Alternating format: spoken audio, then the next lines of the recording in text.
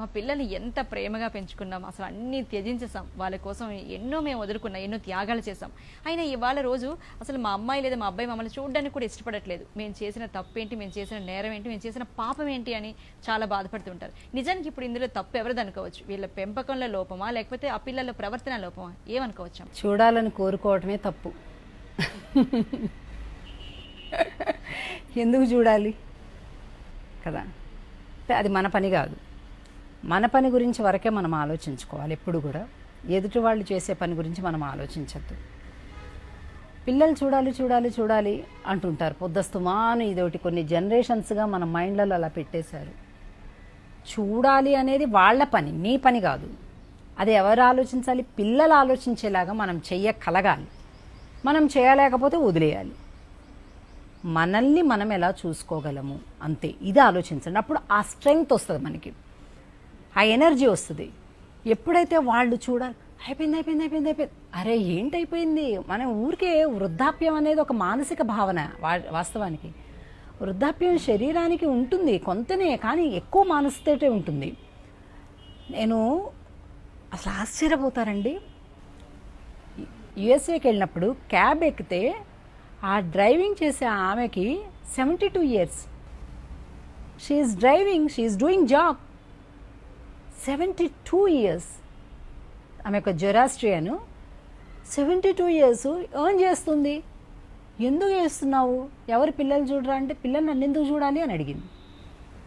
అంటే మంచివాళ్ళు కాదా, నువ్వంటే ఇష్టం లేదా అని అడిగాను నేను. చాలా ఇష్టం, they loves me very much, I love them very much అని. మరి ఎందుకు చేస్తున్నావు అని, దానికి దీనికి సంబంధం ఏముందని అడిగింది. ఇది I have to spend my time with a work.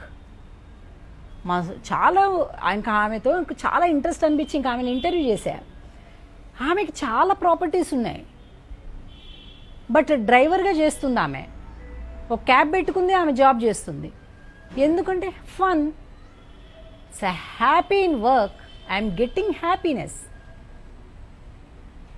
అంటే ఈ రకమైనటువంటి మైండ్ సెట్ ఏదైతే ఉందో చాలా ఉపయోగకరం. అది మన దురదృష్టవశాత్తు భారతదేశంలో లేదు. భారతదేశంలో కొన్ని రకాల పదాలు కొన్ని జనరేషన్స్ ఇలాగ మైండ్లలో ఉండిపోయినాయి. ఫర్ ఎగ్జాంపుల్, మా అమ్మాయిని ఇస్తున్నాం, బా నడుము వంగకుండా మా అమ్మాయిని చూసుకుంటారండి. మా ఒంటింట్లోకి వెళ్ళి పనిచేసే పని లేదండి మా అమ్మాయికి. అలాంటి అల్లుడు కావాలి, అలాంటి బాగా రిచ్ ఫ్యామిలీ కావాలి. మా అబ్బాయికి పెళ్లి చేస్తే బా వాడు ఎక్కడికి వచ్చింటే అక్కడికి కాఫీ కప్పు లేకపోతే భోజనం పట్టుకొచ్చే కోడలు కావాలి. నేను ఈ ఒక్క పని చేసి ఇంకా జీవితాంతం హాయిగా కాలు కాలేసుకొని కూర్చుంటాను. ఏంటిది పొద్దస్తో మాను. మీరు గమనించలేదో, కీన్గా చూస్తే సుఖము అంటే పని చేయకుండా ఉండడం అనేటటువంటి ఒక ఉద్దేశంలోకి వచ్చాను. ఇంకా మనం చెప్పకూడదు మీడియాలో, కానీ నిజమేంటంటే గవర్నమెంట్ జాబా, అయిపోయింది ఇంకా లైఫ్ సేఫ్ సెక్యూర్. ఏంటి అంటే పనే ఉండదు కదండి. అరే పనే ఉండకపోతే సుఖమా అంటే అలా పెట్టేశారు. పని చెయ్యడం, కష్టించి పని చేయటం అనేటటువంటిది ఉన్నత జీవితం అనేది ఎరేజ్ చేసేశారు. ఏమీ చేయకుండా కూర్చోవటం అనేది సుఖం. సుఖానికి మీనింగ్ మార్చేశారు. అందరికీ సుఖం కావాలని ఉంటుంది. ఇప్పుడు సుఖం మీనింగ్ మార్చేశారు. ఇక ప్రతి ఒక్కళ్ళు కూడా ఊరికే రావాలి, అన్ని ఫ్రీగా రావాలి. ఫ్రీ పెళ్లి చేసుకునే అమ్మాయికి మొత్తం భర్త తరపు కుటుంబం నుంచి. అందుకే కదండి పెళ్ళిళ్ళు అవ్వట్లే అసలు సరిగా. అమ్మాయిలు దొరకడంలే, ఎందుకంటే అమ్మాయిల ఆశలు టూ మచ్ అయిపోయినాయి. అందరికీ కోకాపేటలో ఇండిపెండెంట్ విల్లా ఉండే మొగుడే కావాలంటే ఎక్కడి నుంచి దొరుకుతాడు? అందరికీ పిఆర్ గ్రీన్ కార్డు ఉండే మొగుడే కావాలి, అమెరికాలో గ్రీన్ కార్డు ఉండే మొగుడే కావాలంటే ఎక్కడి నుంచి దొరుకుతారు? అంటే ఆశలకి లిమిటేషన్ లేదు. మనం ఏమీ చేయకూడదు, ఊరికే పక్కనోళ్ళు అన్నీ చేసేస్తే ఊరికే క్యాప్చర్ చేయాలి. అలా కోరుకునే మొగుడున్నా తప్పే, అలా కోరుకునే పెళ్ళం ఉన్నా తప్పే, అలాగుండే పిల్లలున్నా తప్పే. కాబట్టి ఆ ఫ్రీగా అన్నీ పొందాలి, కష్టించే స్వభావం లేకుండా ఉండాలి అనేటటువంటిది కొన్ని జనరేషన్స్ అలవాటైపోయి పాపం అందరు ఎలా తయారైపోయారంటే 50 ఏళ్ళు వచ్చాయి అని నీరసంగా పలక. 50 ఏళ్ళు వస్తే ఏమిటాయి? 50 వస్తే 60 వస్తే 70 వస్తే వాట్ ఈస్ దేర్? నువ్వు యాక్టివ్గానే ఉండాలి ఇప్పుడు కూడా. నువ్వు డిపెండ్ అవ్వకూడదు అసలు.